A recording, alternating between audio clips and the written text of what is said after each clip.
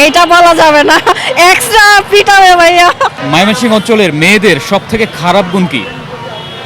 বদমেজাজি। আপনি একটু বদমেজাজ দেখাতে পারবেন আমাদের ক্যামেরা ফ্রেমে?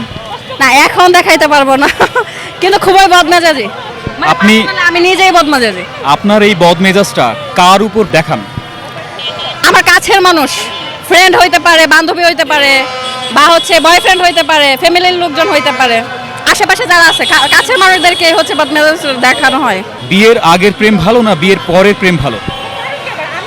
আমরা নর্মালি বিয়ের আগেই প্রেম করছি, কিন্তু আমার কাছে এখন মনে হয় যে বিয়ের পরের প্রেমটাই ভালো।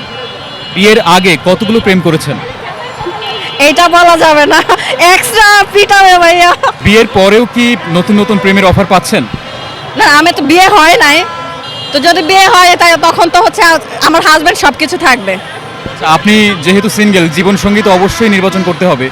জীবনসঙ্গী নির্বাচনের ক্ষেত্রে কোন কোন বিষয়গুলোকে বেশি গুরুত্ব দিচ্ছেন? ভাই, আমার একটাই ক্রাইটেরিয়া থাকে, এটা হচ্ছে একটু হাইট, আমার থেকে হচ্ছে একটু হাইটে থাকবে, লম্বা থাকবে, এইটাই, এছাড়া আর কোনো কিছু না।